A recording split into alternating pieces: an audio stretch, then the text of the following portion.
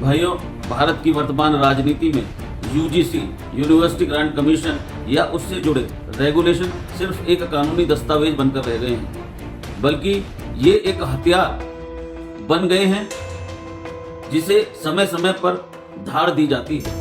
हाल ही में इस मुद्दे पर सुप्रीम कोर्ट में जिस तरह की खामोशी देखी गई और देरी भी देखी गई, उसने करोड़ों युवाओं, विशेषकर सामान्य वर्ग, जनरल कैटेगरी के मन में कई सवाल पैदा कर दिए हैं। क्या यह अदालत की जो प्रक्रिया है उसकी सुस्ती है या इसके पीछे कोई गहरा राजनीतिक गणित छिपा है?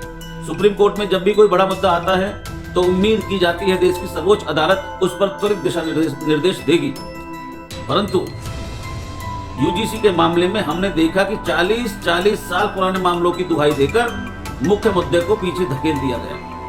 यहाँ बड़ा सवाल यह है कि क्या न्यायपालिका पर बढ़ता बोझ ही एकमात्र इसका कारण है, या असल में जब तक केंद्र सरकार अपना स्पष्ट रुख अर्थात एफिडेविट अदालत में नहीं पेश करती तब तक जज भी कुछ नहीं कर सकते, जज के हाथ भी बंधे रहते हैं। सरकार का जवाब न देना सीधे तौर पर इस मामले को ठंडे बस्ते में डालने की कोशिश नजर आता है। भाइयों, सरकार की रणनीति को समझने के लिए हमें प्लेसेस ऑफ वर्शिप एक्ट यानी कि धार्मिक स्थल कानून को देखना होगा। सरकार जानती है यूजीसी या आरक्षण से जुड़े किसी कड़े रेगुलेशन पर तुरंत फैसला आया तो देशव्यापी आंदोलन खड़ा हो सकता है।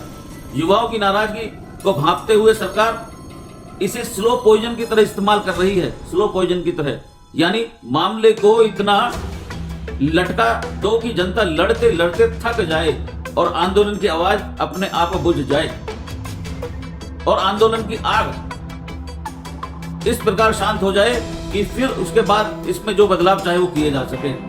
यह एक प्रकार का डैमेज कंट्रोल है ताकि सत्ता के खिलाफ कोई बड़ा जनाक्रोश न पनपे। राजनीति में भाइयों टाइमिंग का बड़ा महत्व है। अभी 5 राज्यों में चुनाव होने हैं जहां सामान्य वर्ग का वोट बैंक काफी निर्णायक है। सरकार नहीं चाहती कि इस समय कोई भी विवादित फैसला उनकी चुनावी नैया को डुबा दे, लेकिन असली खेल उत्तर प्रदेश के 2027 के चुनाव को लेकर है। जानकारों का मानना है कि इस मुद्दे को जानबूझकर 2026 के अंत तक खींचा जाएगा।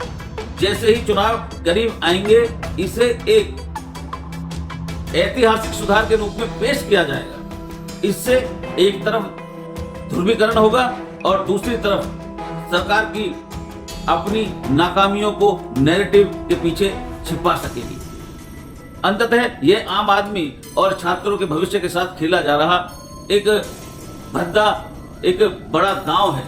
अगर न्याय में देरी होती है तो उसे न्याय नहीं माना जा सकता। युवाओं को अब यह समझना होगा कि उनके हक की लड़ाई कोर्ट के गलियारों और चुनावी घोषणा पत्रों के बीच कहीं गुम हो रही है।